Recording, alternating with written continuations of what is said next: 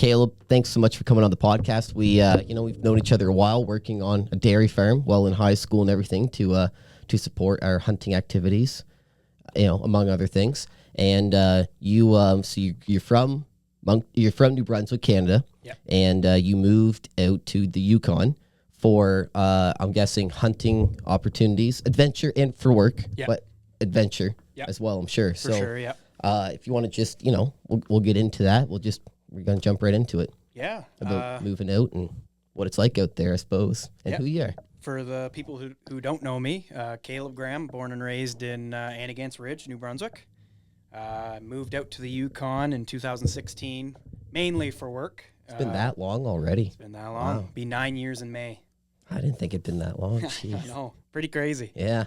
Yeah, so I was working for armored truck company, Brinks here. Right. And got laid off from full-time to part-time, and there was an opportunity that arose in the Yukon, working in the jail there. Yeah. And I had the corrections course from New Brunswick here, so they hired me within like 6 days. Wow. Yeah. So that should have been a warning sign to you, like, they really seem desperate for people. I thought it was a scam. Yeah, when I applied, like they got right back to me. I wrote a test. I did an interview over the phone. The guy that interviewed me was actually from Moncton. Okay. And then I saw like the starting wage and everything, and I'm like, there's no way this is real. Thought it was a scam. Didn't even get a letter of an employment offer until I got to Whitehorse. Wow. So I wasn't sure if I actually had a job, but I showed up Monday morning and I had a job. Yes, sir. Yeah. Yeah, huh. 9 years ago. And then time flies when you're having fun, or when you're working all the time. Either or. Yeah.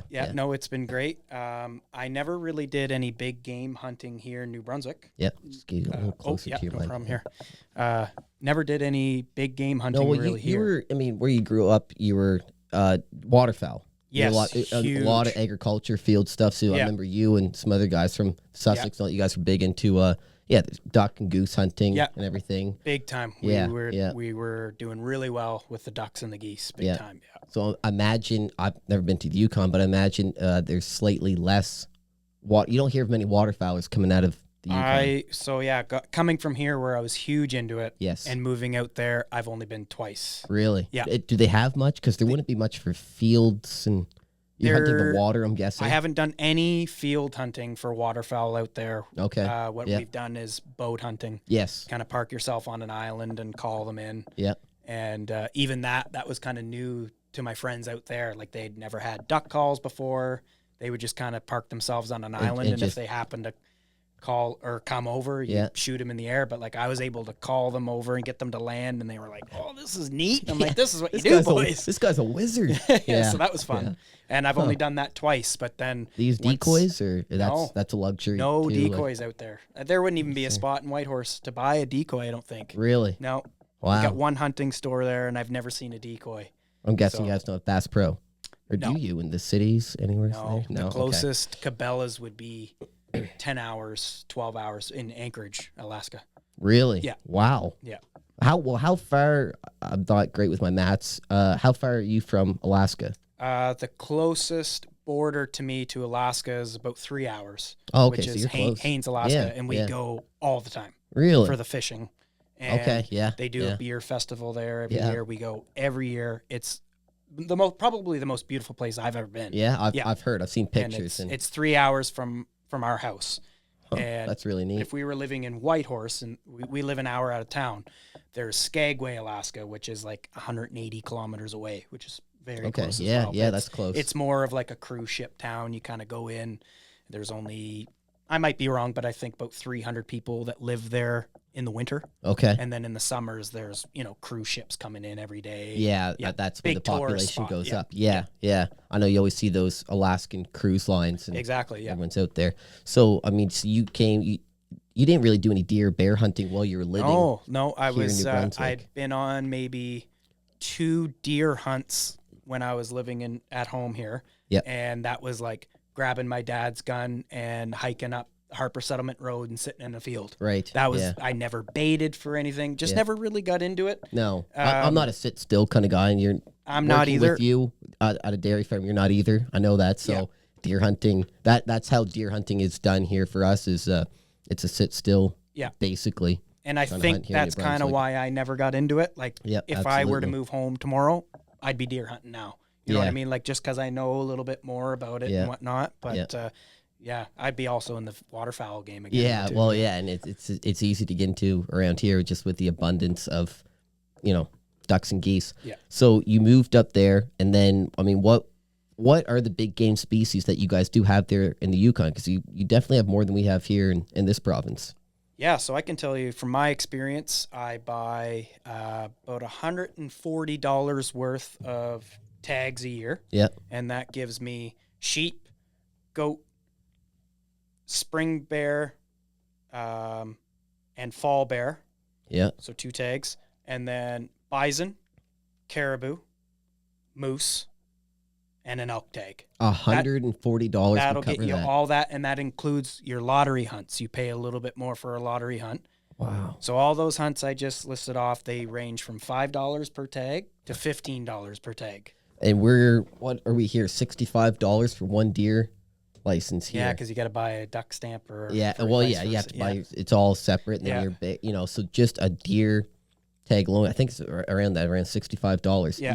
You're getting all that. I'm getting all that, and that's including my lottery hunts. So each species I just listed off, except for bear and bison, you can apply for a lottery hunt, which is there's certain zones where there's an abundance of those species, and your chances of getting one are much higher. Okay. Yeah. Yeah. So are the lottery hunts here? Because we had the lottery for the moose, and people can go 18 years without getting their tag. Yeah. So up there with the lottery animals, is it tougher?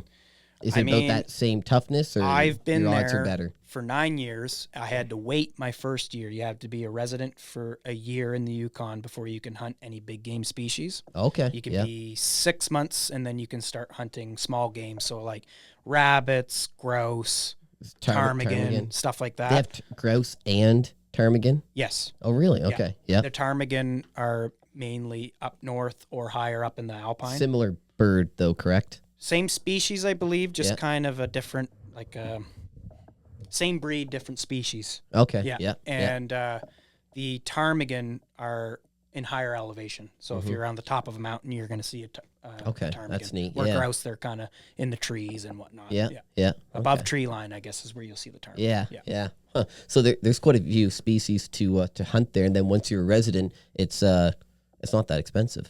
It's very cheap. Yeah. And I mean, don't get me wrong, you can pay for the hunts too. Like you can do fly-in hunts, and you're paying big money unless you know somebody with a plane. Right. Which I've done one, and I knew a buddy, so it didn't didn't cost me too much money, but it's pretty neat. I suppose. I don't know anyone that owns a plane here, but out there it's different, isn't it? Like more people that own planes. Fly planes. Yeah. My wife included. Oh, really? Yeah. And then I've a couple of my coworkers, they've got their license. I know 2 of my friends are full-blown pilots with their own planes. Oh, okay. So like I've said, that the odds are a lot greater of knowing somebody with. It's just more normal way of life. Out there. Yeah. And the rule is you can go scouting, but I believe you can't hunt for 24 hours after you've been in the air. Okay. So I remember when we flew in. I think that's most places. Yeah. So when we flew in for a sheep hunt, we were in a little 2-seater Super Cub on floats. And my buddy, when we were getting close to the mountain range that we wanted to land on, he's like, Caleb, close your eyes. Don't look. Because we were planning on hunting the next morning. But we ended up not hunting that next morning because of weather anyways. But he's like, don't look. Don't look at anything. No, it's funny. Well, we had a guy on the other week from that went on a moose hunt in Newfoundland, and they flew in. Like, they had to wait, right? Because of that. So I think that's most areas. Just keeps it sporting. Chance. For sure. So with you guys getting that many tags, is it looked upon differently in the Yukon where you're not hunting like we would here for a trophy? I mean, people say they're hunting for meat. Some are, most aren't. They're hunting. If you want meat, you could save a lot of money and just go buy meat from the store. People here, but there, is it different where it's looked upon in the society as like you really are hunting to provide for your family? In the household? Or? In my personal opinion, I could be wrong. My views on the Yukon are people like locals. Yeah. From what I've gathered, they really look down at trophy hunting from the people that I know anyways. You're mainly hunting for your food source to for fill, the to year, literally and that's how fill I your hunt. freezer. Like I don't care what it looks like. I'm looking at it as a full freezer. Right. Yeah. So is that why you think the prices are a lot better on buying the tags? Because the government knows that too, and it's just always been like that. And there's just such an abundance. Like every Really? species is doing so well in the Yukon, good to and hear. if they're not, then they'll shut down a zone. Yeah. You know what I mean? Which Yeah. is great. That's great to hear, though. Yeah. Don't get me wrong. There's a lot of trophy hunting in the Yukon, but mainly from Outfitters. and, people coming in from the States and whatnot. Yeah. They don't frown upon that. Yeah. I'm just talking about my friend group. Like, Yes. there's nobody in my friend group that's looking like, oh, I'm not going to shoot that one because the rack's not great. Like, we're there for You're going to fill your freezer. Yeah. 100%. But I mean, even though that's good, but with the trophy hunters coming in, that's still good too. They're It's hunting money to the respectfully. Yukon, right? It's money coming in, and For sure. and they're animals that most of the time should be harvested regardless, and all that. Yeah. So, what we were talking earlier, and you're saying your favorite big game species to hunt is it is the caribou. I think so. Yeah, If not, it would be a tie between bison and caribou. But for whatever reason, ever since I moved there, a caribou hunt has just been magical to me. Well, when you think of those areas, the tundra and all these places, I mean, a caribou hunt, you look at the caribou as a species of that's what the animal that you think of when you think of that area. Right. None of the Yukon stuff, That's you think right. of the caribou. Yeah. Great big double shovel kind of I animal. think for me, too, there's sentimental value. I drove from Whitehorse to La Loche, Saskatchewan to see my brother. Yep. And when I got there, we drove like 130 kilometers north into his trap line that he was running for the school. Oh, cool. And his buddy had a cabin out there. Yeah. And as I got there, we skidooed, I think, like maybe 20 kilometers into this cabin. Yeah.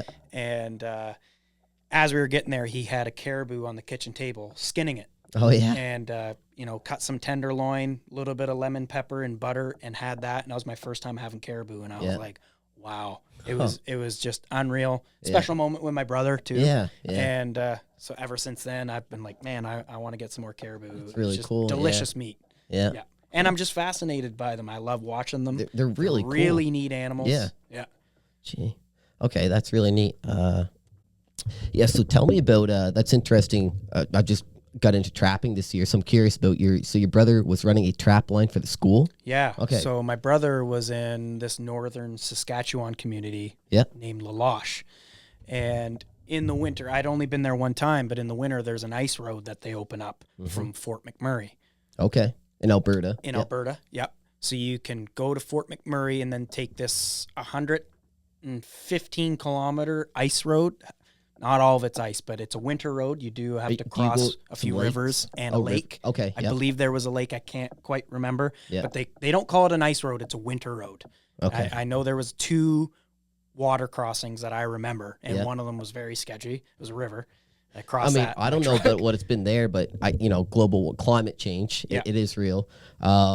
It changes every year, but it's been a lot warmer here. Mm-hmm. A lot warmer because trapping the beaver on the ice this year, doing that, and 1 week can go out and it's fine. The next week go out and you turn around real quick. So imagine out there, it's changing because there's in Dawson City, which is northern Yukon, there's an ice bridge that people live across the river. So there's no bridge from Dawson City to West Dawson. Yeah. And they always build an ice bridge in the winter. And there'd been one winter that I've been there that they couldn't build it. Yeah.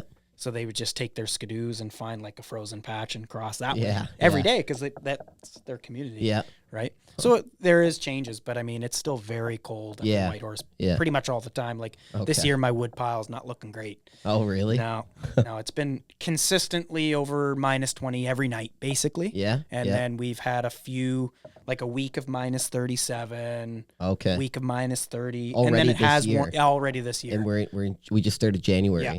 Wow. Yeah. Okay. So the day I got to Moncton to fly home this time, it was like -34 in Whitehorse. Okay. Of course, as soon as I leave, Yeah. it's cold. Yeah. It's But chilly we've now. also had a thaw already, which is not normal. Like early December, it was like +1 for a couple days. Okay. That's a huge. Pretty crazy. Yeah, Because a few days before it was like -27. Yeah. And then it went to +1. Yeah. Yeah. Okay. We've had similar, not quite that cold. We were at like -20 and it went up to +8. Oh yeah, sort of thing. So yeah. That's So with the trap line, so your brother's running one for yeah. the So school? him and his buddy started this outdoor school program where they did a week in class and then a week out on the trap line with these kids. Yeah. A whole week they'd spend out in the bush. So how long would the trap line be, roughly? I want to say it was a 35-kilometer loop. All right, yeah, that's enough to. It was a big trap look line, and after. I took my skidoo from Whitehorse in the back of my truck all the way to this trap line, and that's what we did for a few days. Is we checked the traps, and it was very neat. Yeah. So what kind of animals you guys getting? You guys lynx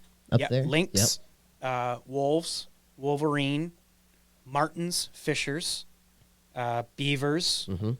Those are what I know. Oh, fox. Yep. If my brother were here, he'd be able to tell you a lot more. Is that the Arctic fox or? I don't know if there's Arctic fox where he was at. Okay. I do have a pelt that he gave me, and it's got it's a black and red kind of color. It's really pretty fox. Yeah. But coyotes they trapped as well. They do have coyotes up they there. do, Okay. yeah. I didn't know what the wolves. I know the wolves will definitely target them if they're in their area. Yeah, there was a lot of wolves in his community. Yeah. Huh. The Wolverine, that's neat. Fur prices, I mean, anyone that traps now is doing it strictly for fun, for a hobby, unless it's nuisance. But, fur prices are down, except for, I mean, Wolverines have still held their value decently. They're a really unique animal, incredibly strong. Did you see any wild ones? Or you guys? I have seen 2 in my life up in the Yukon. What are they? They're a funny, crazy critters. Yeah. And I've never been close to one, but I've kind of been glassing on a mountaintop and spotted one, and they go into their dens. They'll they do have dens. Yeah, I've found a lot of dens, but I've only seen 2 actual live wolverines since I've been up there. They're really cool to watch. Yeah. My buddy had a kind of a crazy encounter with one. It was kind of coming after him a little bit. And he was trying to get it. He didn't want to shoot it. Yeah. But yeah, because they can be aggressive. Yeah. Very. Well, I've seen videos, and people have probably heard this about them chasing grizzly bear off of a kill. Oh yeah. And I've seen one take on. There's 3 wolves coming at it, and the thing was holding its own. Oh yeah. They'll take down a full bull caribou. They'll take one down. They will on their own. Really? Yeah. There's a video on YouTube of one in Russia, I think, taking down a full size bull caribou. Gee, I thought they just took other people's kills, but it was a perfectly healthy male caribou, and it went at it. Yeah. Wow, that's crazy. Because how heavy would it be? 50? Oh, geez, I think 50 pounds max. Max. Yeah, I would think. Yeah. That's incredible. They're just so tough, huh? The trapline thing, that's really good, and just showing that way of life. That's what built Canada. Basically, I think it was back in the 1800s. One of the wealthiest people in Canada was a beaver trapper and salesman. Yeah. It's amazing how that's changed so much, but it's an important way of life that helped build Canada, and something that still needs to be done regardless of low fur prices, just management, you know. So a friend of mine actually 4 hours south of Whitehorse, Watson Lake is the community. He has I think it's a 75-kilometer trap line. Wow. And he spends his whole winters there, him and his girlfriend. Huh, yeah, and that's they cool. trap everything. Yeah. Yeah. Yeah, it's so much. It's a lot of fun. It's a lot of work. Yeah. It's time consuming. It is. But I mean, anything to be outdoors and doing something else outdoors. Absolutely. So I mean, you started hunting caribou recently, right? So I've been on a lot of caribou hunts. Okay. And I've only been on one successful caribou hunt. Is it tough? It is. It is. I think our hunting group is cursed when it comes to caribou for some reason. I mean, that's hunting, I've been hunting them since 2018. Yep. And we've come close. And just the way, my main hunting group, we have never got a caribou together until this November. Yeah. Or last November now, I guess. And the way it works out is we'll all go out together. We'll get close. Something will happen. We won't get one. And then they'll go with another hunting group and they'll get one. Really? Yeah. So if you could just give us a little background on, because we were talking before the podcast, there's 2 types of caribou there in the Yukon, and they live in separate areas and all that, but they can interbreed. They can interbreed. So we have woodland caribou, okay, which you typically find on your mountaintops, treed areas, whatnot. Mm-hmm. And then hence we the also name woodland. Yeah. And then we have barren ground, which are on the tundra. Yeah. And the two barren ground, or I think there's more than two, but the two that I know of, the herds, there's one it's called the porcupine caribou herd. Yep. And they migrate from Alaska. They calve in Alaska, and then every few years they come down into the Yukon. Mm-hmm. And when that happens, you can buy 2 tags per person, and Okay. they have to be bulls. So, I mean, we had a podcast earlier this year talking about caribou. You're saying that males and females have antlers, Yes. correct? So how... So for me, You're looking for nuts. I'm looking for a penis. Yeah. Yeah. And it's hard. Are you guys actually glassing for that? Oh, yeah. You are? Yeah, no Really? doubt. So on this caribou hunt in November, we drove up the Dempster Highway, it's called. And it's a highway that starts just a little bit before Dawson City, which is northern Yukon. Yep. It's about 6 hours north of Whitehorse. Mm-hmm. So you drive 6 hours north. Start of the highway is just before Dawson City, and it goes all the way up to Tuktoyaktuk in the Northwest Territories. And it's... You said that well. Yeah. Yeah. Oh, thank you. You've heard it yeah, a few times. we've been working on it. Yeah, no, it sounded pretty legit. So the furthest I've ever been is where we just were, and we were just on the Fort McPherson Northwest Territories border. Okay. And it is just shy of 500 kilometers up the highway, I believe. Wow. So it's quite, Yeah, and this yeah. is all north from Whitehorse. So it's all tundra up there. So don't hurt yourself, basically, because Yeah. you're away from a hospital. Yeah, you are. Okay. Yeah, and there's nothing on that highway. There's one little motel that there are is. for the road workers, and that's it. Is it kind of cool there? It's neat. Yeah, I always like those like really remote places. Like I've driven across Canada and stuff. I've not past Alberta, I guess, but Yeah. any remote stuff like that, I'd try to stop in because it's just kind of it's Very neat. cool. It's Yeah. called Eagle Plains Hotel, Yeah. and it opened up in like 1976 or something like that. Okay. And basically, the only people you'll find there are, especially in the winter, is the road workers. Yeah. So Yeah. they're there driving the plows and whatnot, Yeah. and that's it. In the summer, it's pretty busy. 'cause Touristy? Exactly. Okay, yeah. Very touristy. Yeah. Yeah, and so that's all tundra area, Yeah. and that's where the barren ground. And then so you're saying so they will interbreed? Yes, so there is on the Dempster Highway, there is a herd called the Heart River herd, and they're woodland, Mm-hmm.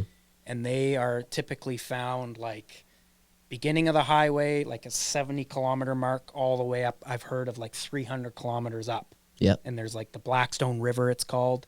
They'll hang around that area. So if the porcupine herd, which is the barren ground, Yep. if they come down far enough, they will interbreed with this woodland caribou herd.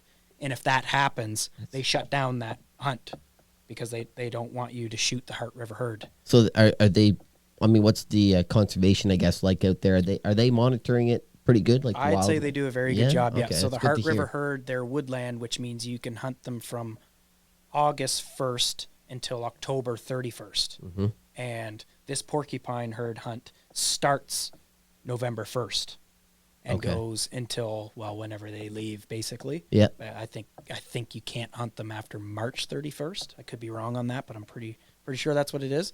But if they do come down that far and Yeah. they mix with the Heart They River herd, mingle. they don't want any chance that you shoot a woodland caribou Really? out of season. That's good to hear that it's monitored so well. You Yeah. know, for the conservation, that's good. But that's interesting that they do interbreed because you hear a lot of species like we were talking. I don't think mule deer and whitetail deer do. and I've all never that. heard. I'm pretty I've never sure heard there's of like it. a scent thing that they don't like on each other with the mule and the whitetail. Yeah, But yeah. with the barren ground and woodland, they'll.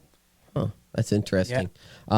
So like I said, so when you're hunting for the male, so you're looking for their dink. Yes. You really are. You're classing. Yeah, for I'm that, sure so- more experienced hunters. You can tell by the they antlers, can tell, maybe. but I mean, there's been horror stories of cows with full blown double shovels. Really? Yep.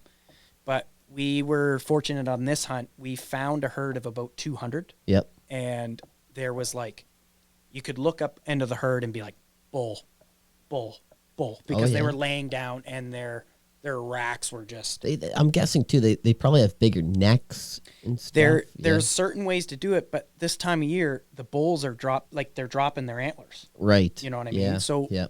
you can the bulls will be unmistakably way bigger, but Yeah. then there will be cows that also have huge antlers. I as can't. well. I didn't know the cows would have double shovels. And for anyone listening to this, wondering what we're talking about, could you describe what a double shovel is? So a double antlers. shovel comes out on the front tines, on the rack and then comes right over the bridge of their nose, and it looks like a paddle, like literally 2 spades basically like this, and they use that to dig and paw. Oh, I didn't know that's what they used that's it for. what they're for. Oh, like a shovel. Exactly. Like I did not, honestly. I just knew that, like, a double shovel, would that be considered a trophy, basically? My bowl that I just shot was a double shovel, and to me, I was like, nice. Yeah. I was pretty pumped about that. But I was figuring, so I did not know that they used them to dig, though. They use them to dig. I They just come thought that way was out above their nose. Used for describing a trophy, basically. But really? But yeah, no, I would never shoot a caribou if it. I wouldn't say, oh, that's a bull because it has 2 shovels. Because I've heard the horror stories. What are they digging for? Lichen. They'll through the snow. They're digging through the snow. Through the snow. Yeah. Wow, that's really cool. I didn't know that. I just knew of double shovels. I thought that was considered like a trophy. Yeah. That's neat. So when I shot my bull, I was glassing him for a little while first. I had a monster that I was looking at. Like, he was a cranker. Yeah. And he was not giving me a shot at all. He was trotting. He'd stop for not even half a second, trot, go behind the cows and calves. Like, he's big for a reason. So he's smart. Well, I mean, I guess we'll back up a little bit on the hunt. So you get your tags. You're going out on the hunt. You had an idea of where the herd was at? Yes. So with this herd, there's 250,000 in the porcupine caribou herd. They're all at once? No. So in the whole herd. In the whole herd. But they're not together. Most of them, you'll find, a pocket of 200, pocket of 15. Okay. But I've heard of people, seeing thousands at once. Really? I haven't gotten to see that yet. I'm hoping to see it someday. But yeah, with this herd, they come down from Alaska, and there is, I want to say, like 35 GPS collars that they put on them for conservation reasons. That's great to hear. And for the hunt, they allow you to moderate it to a certain degree, so that if they come into the Yukon border. You know what I mean? So, because like I said, they'll come for a few years and then you won't see them for 4 years. Wow, so if you keep a track on the GPS, you'll see them cross into the Yukon. You're like, nice, we can go after them now. Yeah. By no means do you know where they're at, but you know they're in the Yukon. So they have like a website that you can. Yeah. Okay. Yeah, I think they have that for wolves too. Maybe. Yeah. You can track them. Yeah. I know they have that for sharks. In the Bay of Fundy, you can see where the sharks. So same idea. Same idea. Okay, cool. By no means would you be able to look it up and be like, okay, I know where we're gonna go. Yeah.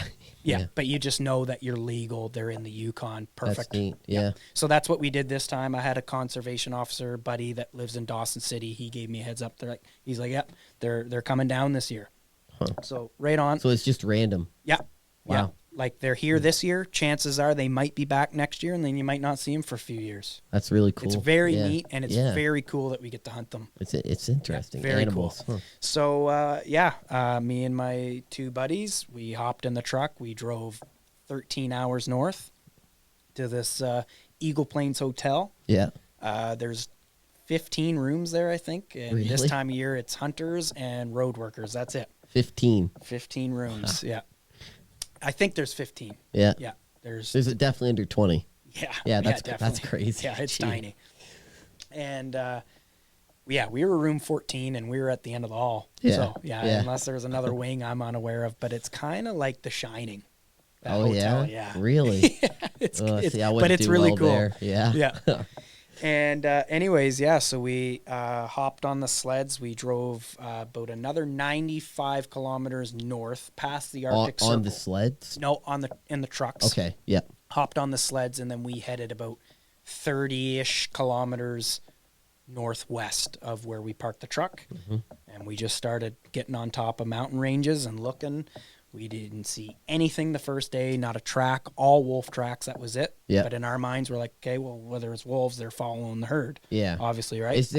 You guys can hunt wolves there and trap them, obviously. You can shoot 7 a year. Is there an issue there with them? I'm not a wolf fan myself personally, but. I wouldn't say there's an issue. There has been years where conservation officers were asking hunters, like, if you see a wolf, maybe consider shooting it, because they were taking out a lot of moose calves. Yeah. And a lot of elk calves. Yep. And like I was telling you earlier, there's only like 500 elk in the territory. So, the wolves could put a beating on them, because you see wolves, they killed 2 I know they kill for sport as well. They really do. They're killing machines. Yeah. Really. Okay, so I wondered about that. I'm not a wolf fan. They say a small pack of wolves will take a moose a week. That's a lot. Yeah, that's a lot. That's a lot. Yeah. Yeah. Okay. So on this hunt, you guys are out glassing all that. I mean, what are you bringing for gear? What are you using for a rifle? What are you guys, spotting scopes, I'm guessing? Spotting scopes, good optics, good binos. You have to have an inReach. Got to. Like a GPS. Yep. Yeah, I love my inReach for the mapping. Okay. I mark where my truck is, or I mark where my sled is, or my quad. Yeah. You don't want to get lost out there because there's nobody. Yeah, that's true. So what are you guys shooting? I was using my great uncle's 300 Savage. Okay. Yeah. Which is good caribou gun. Yeah. My buddy was using a 6.5 Creedmoor. And that's good for caribou. I mean, caribou. They're not a white-tailed deer, they're not a moose. How heavy are they roughly live weight? They can get big. Yeah. They can get big. I'm gonna take a guess. I've never seen one in person. I'm gonna guess. Do they get around live weight 500? I would say the woodland for sure. Yeah. Yeah, my buddy got a cranker woodland, and like looking at photos, you're like, man, that almost looks like a small moose. Oh, like really? They're big. Yeah. My bull I got was not a cranker by any means. Yeah. I got 184 pounds of meat. That's a lot. Yeah, I was happy with that. Yeah. Like he was unmistakably a bull. Like I was looking at him like, it's a bull. Mm-hmm. But he was not the herd bull. Like there was some boys that made him look really. Small. Yeah. That of meat, because I mean, what are you getting with your typical whitetail? 70, 80 of actual meat, give or take, if that. Yeah. So that's a big animal. That is a big animal. Yeah, it was. And so I believe one of my buddies, after I dropped my caribou, I don't think one of my buddies had ever seen a barren ground caribou before. Mm-hmm. And he told me when he came up to the bowl, he said it was about 30% smaller than any woodland he'd seen. Really? Yeah. So they get pretty big. Yeah.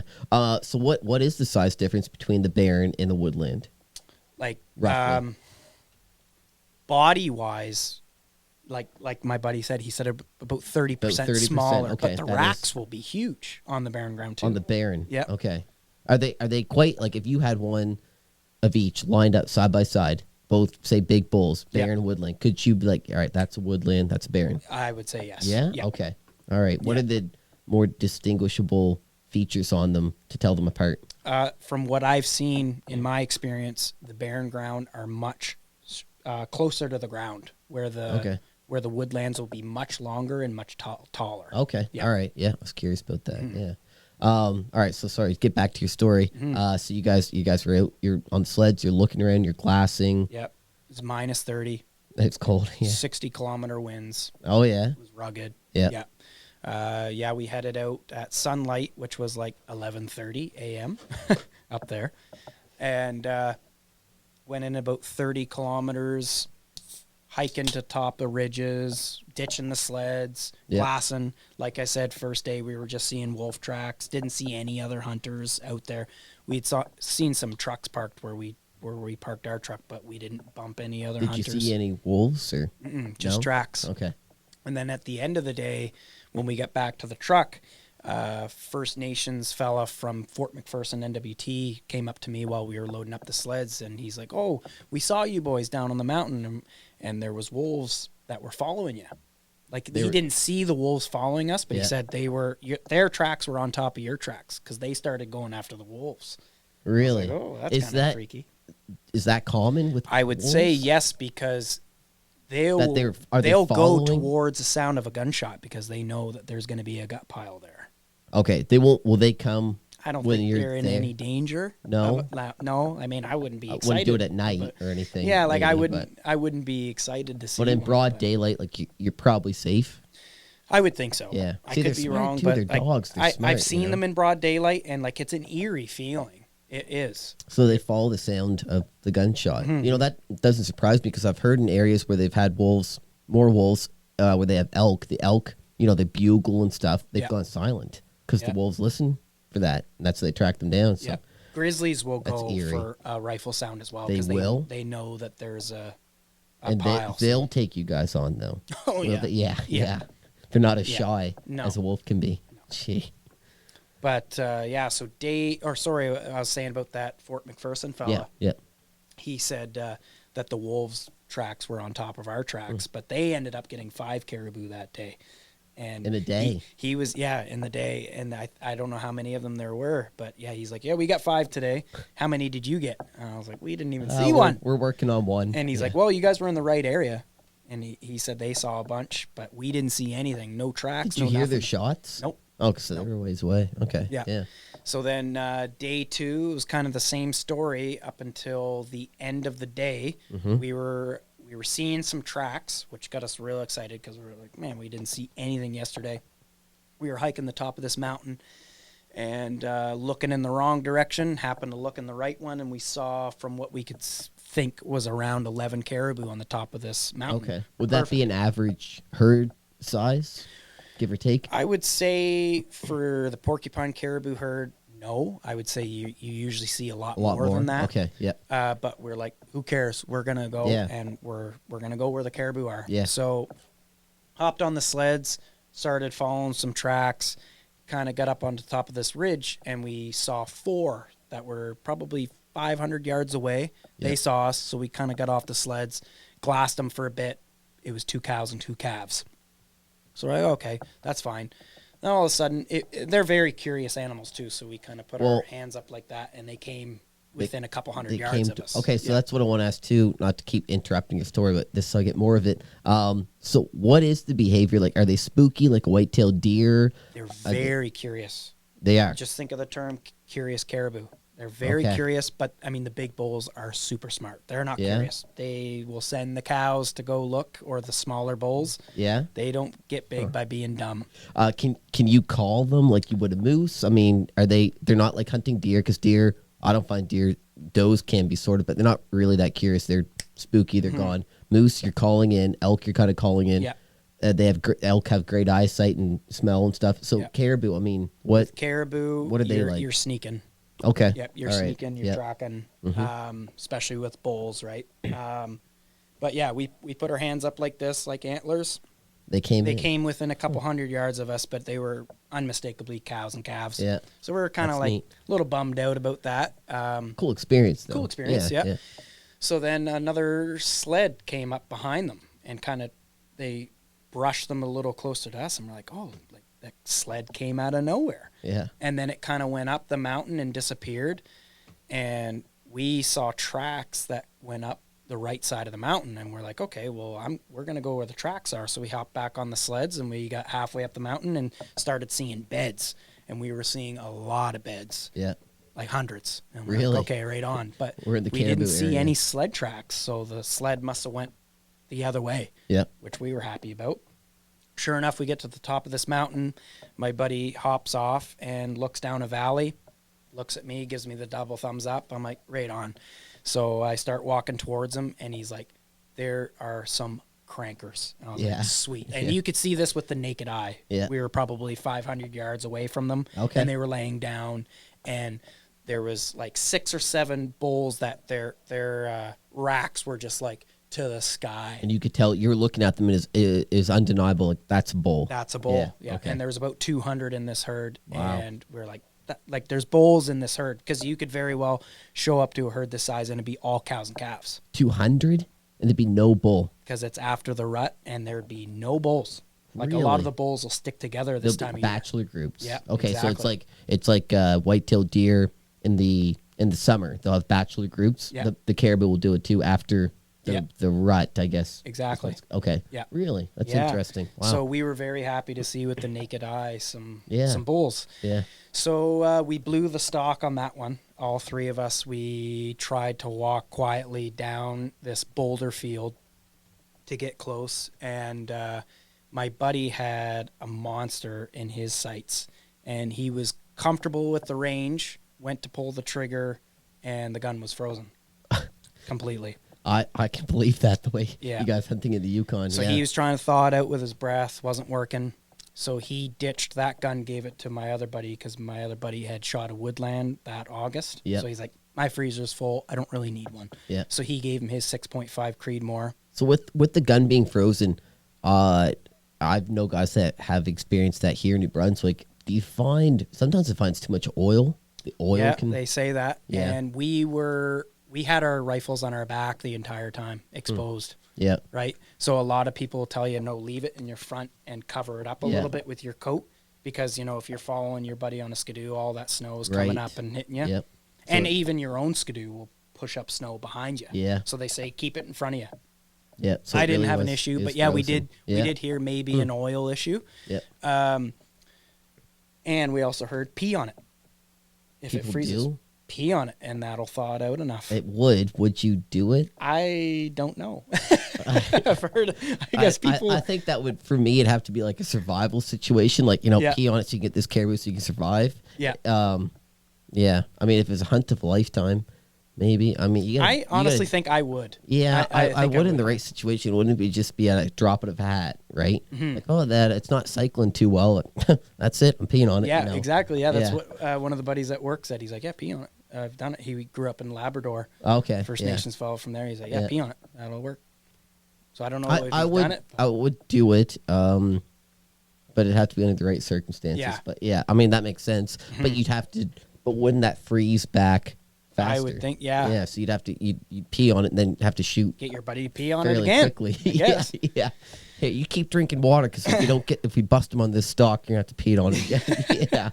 Yeah. So he ditched that gun, gave it to my buddy that didn't really need to shoot one. Yep. So now he's got a 6.5 Creedmoor that he's never shot, not comfortable with. Took a couple shots at this bull, missed. Right. A couple, yeah. Yeah, missed. And he was far out. Like, I don't know how far, but he was thinking like maybe 350, 400 yards. All right. Well, I had a guy in Florida on here, and he was calling the 6.5 Needmore. Yeah. Yeah. Yeah. There you go. Maybe. Yeah. Okay. Yeah. So that was that. Herd takes off. So we hop on the sleds. Me and my buddy that were after them, the other buddy that had the frozen gun at this point, he's like, I'm going to stay behind, kind of watch the herd, see what they do. Yeah. So we hop on the same sled, because I've got a 4-stroke. Buddy that was with me, he had a 2-stroke, and they're pretty loud. Yeah. So let's leave the 2-stroke. And not that reliable. You guys take 2 strokes way out in the middle of nowhere? Mm-hmm. Like most of us have 4 strokes now. Yeah. This guy's got a 2-stroke. They're great for starting in the cold, though, because they got the pole start where the 4 strokes don't. Yeah. Yeah. Okay. That's another story I can tell you if we have time. Okay, but, sure. Anyway, so we hop on my sled. Yep. And I was not nice to the sled at this point. Like, I was hungry. I was like, Lee, hold on, we're going. I ripped down this boulder field, just crashing rocks. I told him to hold on. I gave it juice. He fell right off the back. I grabbed him, put him back on. Kept going. And then for whatever reason, I ditched him. I'm not sure if at this point if he was like, okay, like I'm done. I can't remember the conversation we had because my adrenaline was so high. You ditched him like, I'm not bringing you, or you ditched him? No, I was like, okay, you stay with the sled, I'm going. Okay, and I started walking up the ridge a little bit, found the herd, and my bull kind of stopped for half a second, and I was like, I'm taking him. And I think I was about 200, 250 yards out, dropped down on one knee, dropped him. Oh, yeah? Yeah, dropped him. One shot? I hit him, dropped him on one knee, shot, and I looked up and I saw him do this really weird thing with his head, and then he took a couple steps, and I'm like, I'm going to hammer him again. Shot him, and he fell like a bag of bricks. And that was it? That was it. Didn't even move, didn't kick, nothing. Wow. Down, antlers down. I was like, yes, the curse is broken. Yeah. Looked at my buddy, and my buddy just had his hands up like this. And the first thing I did, I ran up to it, opened up the legs, and there was a penis there. I was like, nice. Like, yeah. And I remember like looking at him before I shot him. Unmistakable bull. Yeah. Like his mannerisms were different than the cows. He was much bigger. Like he wasn't a huge bull by any means, but he was way bigger than any cow that was next to him. Yeah. And so I was like, that's a bull. I didn't see a penis on him when I shot him. And that's the only thing in my mind where I was like, it's 2025 now. He can identify as whatever. Yeah. I don't know how conservation would think about that. Yeah. But, so when I pulled up the legs and saw a penis on there, I will say this. I've never been so happy to see a penis in my life. Yeah. And so that was great. And then my buddy came up to me, and I was like, Lee, like the herd is still kind of staggering around. we can go after them again. We hopped on, tried to get a little closer, but after hearing the gunshot and seeing the one go down, they were no longer curious. I think they knew. Yeah. So we gutted them, just took the guts out and left them whole bodied, threw them in the back of the skimmer, and got out of there. This was like the skimmer, like a toboggan that you'd haul behind it. Are they big, like wooden? Mine's like a rough plastic. Okay. And it's not a good one by any means, but I beat the shit out of it. But it's hauled 2 bison out of the woods and now a caribou. Can't be. All right, I got to ask what you're using for a sled then. So I had originally a Skidoo Expedition 550 fan, 2-stroke. Okay. And then I upgraded in 2022 to a 2020 Skidoo Expedition 600, 4-stroke. Okay, you guys don't have like those Skidoo, like the Trapper edition? I don't know about the Skidoo brand. Well, I mean, a Scandic would be considered I don't know my Trapper. sleds real well. That would be but they're much track. heavier than the Expedition. Okay. The Expedition's kind of a crossover between like trail and summit. Like I could take mine up into the summit and do okay. All right. Whereas Scandic, the shocks in the front are much different. The track's wider, so you're not going to do great in high country. But they can deep powder. What you got? It can pull. Obviously. Oh yeah, it's a good work. Like I said, 2 bison now. And a caribou. And it did very well. It's a workhorse. Like, I love that sled. Yeah, I would buy another one tomorrow. It sips fuel. Yeah, it sips fuel. Like I think I'm getting. Yeah, I think I'm getting close to 300 kilometers on a tank. Wow. I haven't really tested it, but my buddy and I skidooed to work a few weeks ago. Yeah, it's 73 kilometers one way. To work. Yeah. Oh. And we did that. We left at 4:30 in the morning, and I made it there and back no problem. I think I lost 2 or 3 bars. And there's 10 bars on my fuel gauge. So I would say like once you get below a half tank, you start losing the bars much faster. Yeah. But I would be safe to say I think I would get close to 300 kilometers really to a good. tank. Yeah. Which my 2-stroke I was getting like 100, 110, and they're 50-liter tanks. Yeah. Jeez. That's something. Yeah. So you guys got it. You put it on the skimmer. Yeah. Put it on the skimmer and got out of there, and this was at like 3:48 p.m. and you could see the moon, and it's like getting dark. Yeah. And this is when we started to gut it. Yeah. And we're like, okay, boys, like we gotta work. So we all 3 of us gutted it, and put the whole body in my skimmer and just got out of there. And it took us about an hour and a half to get back to the truck, and we already couldn't see our trail from. Oh yeah, a couple hours ago, like the wind had just blown over it. That's what I figured. The wind would be hard to see, even tracks as well. Yeah, I had no idea where we were going, so I'm happy that my other buddy did. Buddy that was in the front led for about 20 kilometers. He got us going the right direction up until about 5 kilometers before the truck. We went the wrong way, and then buddy that was behind me, I don't know what landmark he picked up, but he's like, "We're going the wrong way." He's like, "We're going northwest right now. We need to be going the other way." And if he wouldn't have said that, like I was like, "Oh, we're going the right way." Yeah. But he turned us around, and I actually looked at the GPS, and I'm like, "Oh, you're right." Like we were going the wrong way, and we were getting cold. Yeah. We were getting cold. I imagine. Yeah. Yeah. I wear bunny boots. I don't know if you've ever heard of them. I have not. Could you explain that? So bunny boots, Alaskan Gear Company bought them out now, but they're like 70s and 80s winter boots. Are like black or white, and they're just like, they look like rubber. Yeah. And they're amazing boots, and I had them on, and my feet were cold, and they're rated for like -70. And they were cold. Do you wear much fur? Because I mean, people were trying to get all these other products, cotton and all that. I mean, wool and actual real fur. Yeah. It's you can't beat it. You really can't beat it. It's so warm and. Yeah, I don't wear too much fur. I wear an Under Armour thermal layer underneath, and then I'll wear underneath that Big Bills. Okay, wool pants. Yep. Yeah, I wear those, and then sometimes I won't even wear anything over the Big Bills. I did on this trip. Yeah. I wore like a windbreaker snow pant. Yeah. And then I got my thermal up top, and then I got a wool sweater, and then a Carhartt coat. Okay. Yeah, I like the Carhartt. Shout out to Carhartt. Shout out to Carhartt. My buddy just gave me a nice parka though, and I'll start wearing that's a Cabela's parka. Yep. Longer, that goes down past the knee, so it'll be really nice on the Skidoo. Yep. Help with the wind. Yeah. And all that. Yeah. Yeah. Yeah. So it was a very cold trip on the way back. Yeah. And you couldn't see shit. Yeah. You couldn't see anything. Like my buddy that was in front of me, I couldn't see his lights on the Skidoo. Really? No. Couldn't see. The wind was blowing. The wind. 60-kilometer winds. Yeah. Buddy behind me could barely see me. Yeah, it was rough. And then we got out. I can't remember what time we got out, but it was like pitch black. And there was one truck left at our truck. And we're like, oh, man, like if somebody's behind us, that's not good. Like we thought we'd be the last ones out. Yeah. There was another group of 2 guys that were still out there. So we took a picture of their license plate. And like if they didn't show up at the hotel at a certain time, we were going to let the people at the hotel know, like, you might want to get search and rescue out. Really? But we were in having a beer at the restaurant. They have a little restaurant there. Yeah. They rolled in probably 2 hours after us. It looked pretty cold. They looked rough, and they're like, oh, and we're like, we took a picture of your license plate just to know we got your back. Jeez. And they said it was rough. Oh. Yeah, it was rough. Did they get one? They did get 2. Oh, really? Okay. 2, yeah. They had some success. Yeah. Wow. Mm-hmm.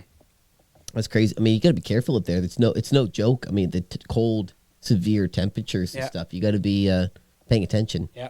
You know, the weather and dressing for it and being prepared if you're stranded or something like that. I had a close call on that trip too. After we were finished gutting the caribou, I grabbed my tag and I tagged it on the antlers. Yeah. And on the tag there, you have to carve out the month, the zone, and the day that you shot the caribou. I was using one of those replaceable blades. Yes. Not Outdoor Edge. I like Outdoor Edge. Havilon? I can't remember because it wasn't mine. It was my buddy's that he'd given me. And a lot of companies make those. Yeah. I was pressing down, and it broke and came back and hit me right underneath my eye. Really? Yeah. Just right underneath the eye. And I was like, man, if that was, an inch up, that was going to be right in my eyeball. Yeah. Yeah. Really? Mm-hmm. Wow. So that was scary. Yeah, I guess. So in my mind, and I wasn't pressing hard on the antler. I was just kind of carving it out a little bit. I wonder what company that was now. I don't know, but we could spread the word. Yeah, but I was like, I don't think I'm ever going to use one of those again. No. Not for that, anyways. No. But yeah, like I wasn't wrenching down on it or anything, just kind of carving it out a little bit. And the cold made it even that much more brittle. Yeah. Yeah. Wow. Still, it should be tougher than that. You would think. Obviously. Yeah. Wow. So what were you saying earlier about the 4-stroke and 2-stroke? Yeah. Scooter things? Yeah. So we got a little time, Yeah, so me and my buddy, we were bison hunting in 2021 or 22. I can't remember, but I had my 2-stroke 550 fan, and my buddy had a 500 Polaris wide track. Okay. So both of us had 2-strokes. And we were out bison hunting. We were 90 kilometers in on this trail. We were wall tenting on this trip, and it was cold. Oh, cool, yeah. Yeah, yep. It was cold, but the 2-strokes are so damn loud. Yes. Like, we were getting close to the herd of bison because we were finding, like, steaming piles of shit, fresh tracks. Yep. We ditched the sleds. Like, we'd look on the map and be like, okay, we're about 2 kilometers away from a pothole lake. We'll ditch the sleds here. We'll snowshoe in. We'd do that, and by the time we'd be quiet, those last 2 kilometers. But at the end of the trip, we figured they're hearing the sleds from 2 kilometers away. Out. And the way we know that is on one of these lakes that we ditched the sleds on. We were hiking in, and my buddy was in front of me, and in our peripheral, about 75 yards away from us, 2 4-strokes went right by us, and we didn't hear them. We saw them. Really? They sounded like hair dryers going by us. They were so quiet. And in my mind, what they were doing, they saw us, they went around us, and they went in on the trail, which was kind of a dick move a little bit because, they should have stopped and been like, what's your plan here? Yeah. 10 minutes after they passed us, we heard 2 gunshots. We were on steaming piles of it's shit. Not like real sportsman. No. Like, right? And we were on what we thought was a good game trail for the herd. And sure enough, we heard gunshots, so right? It was. We don't know if they got one, but like we were on the right track. Yeah. So after that hunt, I said to my buddy, I was like, man, I'm ditching the 2-stroke. Like, they were on 4-strokes. We didn't even hear them. Yeah. Like, they went right by us. So then the next year, I got my 4-stroke, and sure enough, I came up over a hill, and like 100 yards away from me were 4 bison laying down. They didn't even get up. So it is worth the switch. 100%. Yes. Yep. Yeah. I'm a 4-stroke guy now. Yeah. I'm still scared about the cold starts. Yeah. Because there's no pull cord on the Right. 4-strokes. I'm Yeah. still scared about that because I've driven my 2-stroke in like minus 56, and like Wow. you can just kind of pull on it slowly, warm up the crank a little bit, and then give her a good pull, and she's going. And You know what I minus mean? 50. Minus So I guess 56. you can't plug them in, can you? No. No. You can get like buddy heaters and whatnot, Yeah. battery packs, stuff like that. But when you're in the middle of the bush, you're not bringing a generator with you. You know? No. So, I yeah. know, that's something to think about for sure. I have started my 4-stroke, though, in minus 40, and it did well. Really? Yeah. Wow. So I think I'm a full-blown 4-stroke guy now. Yep. I think what I'm going to do is like every 2-3 years, I don't even care what the battery life is, I'm going to put a new battery on. Yeah. Oh, yeah. I think that's the kind of guy I'm going to be. Gee. Yeah. I'm fine with that. I'll drop the $175 on a battery rather than being stranded. Being stranded, yeah. Wow. Can you, I have a snowmobile much, can you boost sleds? Yeah. You can, okay. Yeah, no problem. I've had to use not on mine because Yeah. I put a new battery on mine last year. Yep. But when I actually got the sled, it was secondhand from my father-in-law. It was kind of a weak battery when I first got it, and my wife and I were skidooing not too far from our house, and I had to boost it like pretty much every time we stopped. Oh, really? So I was like, oh, I got to get it. And this is my first experience with a 4-stroke too, so I was like, oh no, we're not off to a good start. But it just was the battery. It was that, yeah. Okay, yeah. Yeah, so then the next year after buying a 4-stroke, rode right up on 4 bison that didn't even get up. They were laying down.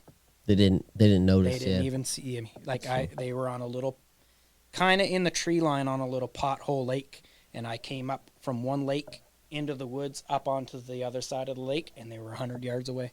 Didn't even hear me. It was worth it. Yeah, 100%. 100%. Yeah, my buddy got one in that herd. He did, nice little bowl. Yeah. Huh. Yeah. Yeah, that's cool. Yeah, Caleb, I can't thank you enough for coming on. It's a great story. I obviously plan on having you come on again because I know you have more than just your Caribou story. It's been really interesting learning about such a different way and area of hunting. Absolutely. You know, and it's good to be cultured. It's good to be for cultured. sure. Yeah. So, Yep. all right. Well, thanks. for coming on. Anytime. All right. Perfect.